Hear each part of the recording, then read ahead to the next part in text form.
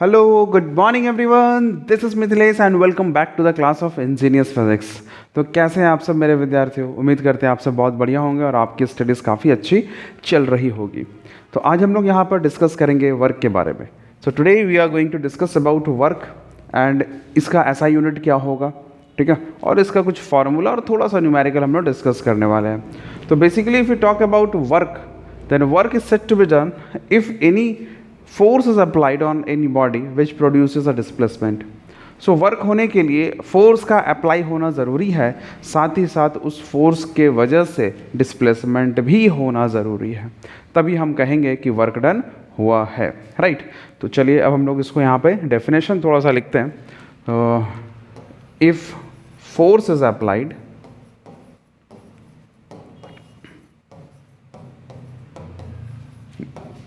on a body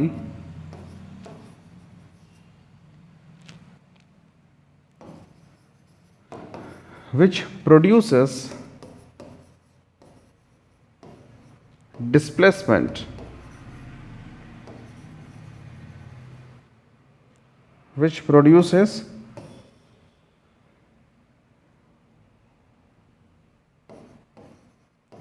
displacement is called work. भाई जब भी आपको डेफिनेशन पूछा जाए you have to write like this. आप स्टेटमेंट में थोड़ा सा फेरबदल कर सकते हो, आप किसी भी बुक के डेफिनेशंस को पिक कर सकते हो। भाई वर्क का बेसिक फार्मूला क्या है? Force into displacement, right. So we can write here work is equals force into displacement. तो भाई हमने किसी ऑब्जेक्ट पे फोर्स F लगाया, राइट, जिसके वजह से डिस्प्लेसमेंट S हो गया और ये हमारा फॉर्मूला बन के तैयार हो गया, work is equals F into S. अगर मैं यहाँ पर बात करूँ तो इसके लिए एक डायग्राम ड्रॉ कर सकते हैं। Suppose if I take a block here and we have placed this block on this surface. So let me just draw the complete diagram for the surface. So this is our surface. And suppose if we apply force here, due to which the body start moving, we are considering a case that this body is initially at rest. आप बोलोगे sir क्या पहले से rest में रखना ज़रूरी है? क्या ये मूव नहीं कर सकता? कर सकता है भाई, अगर पहले से ही मूव करते आ रहा है फिर हम लोग यहाँ पे फोर्स लगाएंगे, ठीक है। तो अल्टीमेटली फिलहाल रेस्ट वाला कंडीशन हम लोग लिए हैं, बॉडी रेस्ट में हमने फोर्स लगाया और ये बॉडी मूव करते हुए यहाँ तक पहुँच गया है, राइट। तो भाई इसने क्या कवर किया है? अगर हम लोग यहाँ इसका सेंटर टू सेंटर डिस्टेंस लेंगे तो ये centre to centre distance will be what? Displacement. तो भाई ये फोर्स हमने अप्लाई किया और ये डिस्प्लेसमेंट बॉडी ने कवर किया और इन दोनों का प्रोडक्ट हमारा क्या कहलाएगा? वर्क डन कहलाएगा, right. So always remembers what is work? Work is said to be done if force is applied on a body which produces displacement. उसको मैथमेटिकली हम लोग कैसे कैलकुलेट करेंगे? फोर्स और डिस्प्लेसमेंट का मल्टीप्लिकेशन करेंगे। तो जब हम लोग फोर्स और डिस्प्लेसमेंट को मल्टीप्लाई करते हैं तो हमें क्या मिलता है? वर्क मिलता है, ठीक है। तो चलिए आगे हम लोग प्रोसीड करते हैं इसमें। तो ये जो वर्क आपने देखा, इसके अगर हम लोग ऐसा यूनिट की बात करेंगे तो वर्क इज इक्वल्स क्या है भाई? Force into displacement. तो अब आप खुद से बताओ, अगर हम लोग इसका ऐसा यूनिट लिखेंगे किसके लिए? वर्क के लिए। तो ऐसा यूनिट ऑफ वर्क, तो फॉर्मूला देखो ये क्या हमारा है? फोर्स। फोर्स का ऐसा यूनिट क्या होता है? न्यूटन होता है। तो हम यहाँ पे क्या लिखेंगे? न्यूटन लिखेंगे। ये एस हमारा क्या रिप्रेजेंट कर रहा है? डिस्प्लेसमेंट रिप्रेजेंट कर रहा है। तो यहाँ पर डिस्प्लेसमेंट के लिए हम क्या लिखेंगे? मीटर लिखेंगे, है ना। तो वर्क का ऐसा यूनिट हमारा क्या हो जाएगा? Newton metre. अब यहाँ पर इस न्यूटन मीटर को एक कॉमन सा नाम दे दिया गया है जिसको हम लोग जूल कहते हैं। तो ये हमारा हो गया जूल के बराबर। तो अगर इस फॉर्मूला पे हम लोग गौर करें, we can write here 1 joule is equals 1 newton into 1 metre. अगर आपको बोला जाए कि भाई क्या जूल वर्क का यूनिट है, आप बोलोगे बिल्कुल हाँ है। क्या आपको पूछा जाए न्यूटन मीटर भी उसका यूनिट है? द आंसर इज यस, हाँ भाई बिल्कुल है। तो आइए अब हम लोग यहाँ पर डिफाइन कर सकते हैं 1 जूल को। आपको सवाल में पूछेगा या बुक में आप देख सकते होंगे कि 1 जूल को डिफाइन करना है, we have to define what 1 joule. कैसे डिफाइन करेंगे? आप बोलोगे सर बड़ा ही कॉम्प्लेक्स हो जाता है हमारे लिए कि भाई 1 जूल को हम कैसे डिफाइन करेंगे। तो चलिए हम लोग यहाँ पर डिस्कस करते हैं कि किस तरीके से हमने जो यहाँ पे एक छोटा सा सेट अब बनाया है 1 न्यूटन इंटू 1 मीटर, इससे कैसे डिफाइन करेंगे।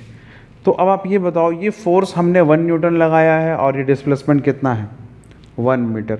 अगर 1 न्यूटन फोर्स लगाने से किसी ऑब्जेक्ट में 1 मीटर का डिस्प्लेसमेंट होता है तो हमारा वर्क डन 1 जूल होगा, राइट। हमारा वर्क डन क्या हो जाएगा 1 जूल होगा। That means if 1 Newton is applied on a body which produces a displacement of 1 meter, then the work is said to be 1 joule, right। ऐसे लिख सकते हैं या ऐसे भी लिख सकते हैं हम लोग, work is said to be 1 joule if 1 meter displacement, or if 1 Newton force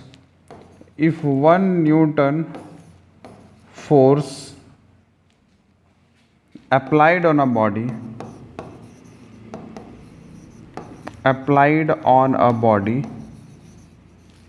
produces a displacement of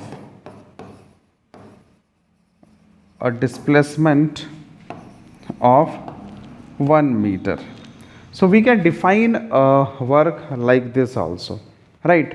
I hope that आपको ये छोटा सा टॉपिक बहुत बेहतर तरीके से क्लियर हो गया होगा। इसके बाद हम लोग यहाँ पर थोड़ा सा आगे बढ़ते हैं एंड फिर हम लोग यहाँ पर डिस्कस करेंगे। तो हमारा जो नेक्स्ट टॉपिक है, राइट, इसी को प्रोसीड करेंगे। भाई अगर हमारा ऑब्जेक्ट ऐसे रखा हुआ है, right, if I apply force in this direction, तो हम जानते हैं ये ऑब्जेक्ट सीधा जाएगा, तो भाई इसमें डिस्प्लेसमेंट किधर होगा, इस डायरेक्शन में। तो ऐसे सिचुएशन में हम देखते हैं फोर्स और डिस्प्लेसमेंट के बीच में एक एंगल बनता है।